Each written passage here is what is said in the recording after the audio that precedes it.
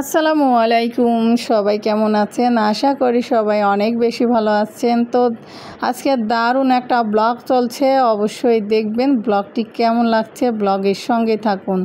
তো এখানে কিন্তু রাত্রেবেলা সন্ধ্যার দিকে একটা ভাই এসেছিল। উনি 200 লিচু দিয়ে গেছে ওনাদের বাগানের। তো লিচুগুলি দেখে অনেক সুন্দর লাগছে, তো ভাবলাম আপনাদের সঙ্গে শেয়ার করি। একজনা দিয়ে গেছে, আপনাদের সঙ্গে শেয়ার করব না তাই কখনো হয়। আর এখন যেহেতু আম, লিচু, কাঁঠাল এগুলিরই কিন্তু সিজন, তো এখন লিচু খাবো না তাই কখনো হয় বলেন। এই তো লিচুগুলি দিয়ে গেছে, তো খুবই ভালো লাগছে, ভাবলাম যে আপনাদের সঙ্গে একটু শেয়ার করি।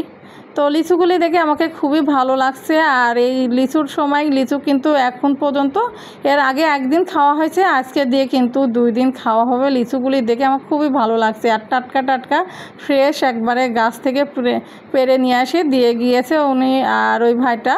তো খুবই ভালো লাগলো। তো যাই হোক, লিচুটা দেখে আমার খুবই মন ভরে গেছে। লিচু খুব ভালো লাগছে। এর আগেও কয়েকবার লিচু বাগানে গিয়ে লিচু খাওয়া হয়েছে, এবার অবশ্য যাওয়া হয়নি, আর মনে হয় না যে যাওয়ার হবে।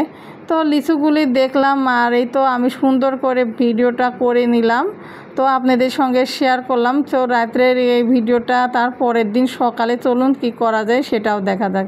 তো এই তো সকালবেলা এর আগের ভিডিওতে দেখিয়ে দিয়েছিলাম যে কাসুন্দি আমের আচার করব।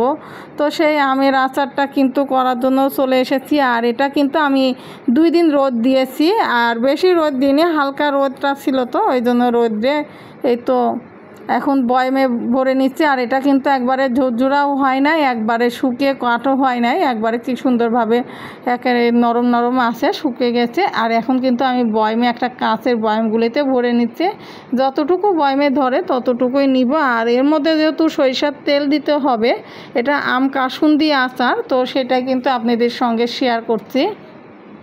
তো খুবই ভালো লাগে। তো এদিকে বয়মে তো ভরে নিলাম, আর এদিকে কিন্তু কয়েকটা শুকনা মরিচ আর এদের সরিষার তেল দিয়ে তেলটা কিন্তু আমি গরম করে নিব। তো তেলটার মধ্যে শুকনা মরিচটা দিলে হবে কি, আচারে কিন্তু একটু ঝালটা পরিমাণটা ভালো হবে। তার এটা খিচুড়িতে কিন্তু খেতে অনেক মজা লাগে, আর তেলটা দিয়ে কিন্তু খিচুড়ি খেতেও ভালো লাগে, মুড়ি মাখাও ভালো লাগে। তো এখানে একটা তেজপাতাটা আমি সুন্দর করে 4 টুকরা করে কেটে নিলাম, নেওয়ার পরে কিন্তু তেলের উপরে দিলাম।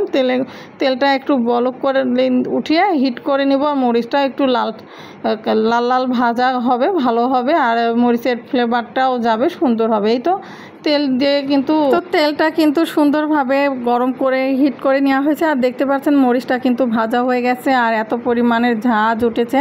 তো এই তো বয়মগুলি সাজিয়ে নেওয়া হয়ে গেছে, দেখতে পাচ্ছেন 2টা বয়মে কিন্তু এখন গরম তেল দেওয়ার সঙ্গে সঙ্গে দেখুন কি অবস্থা। আর এর মধ্যে কিন্তু তেল দেওয়াই যাচ্ছে না, একবারে বলক উঠে আসতেছে গরম হিট তেল। তো পরেরটাতে দিয়ে দিচ্ছি।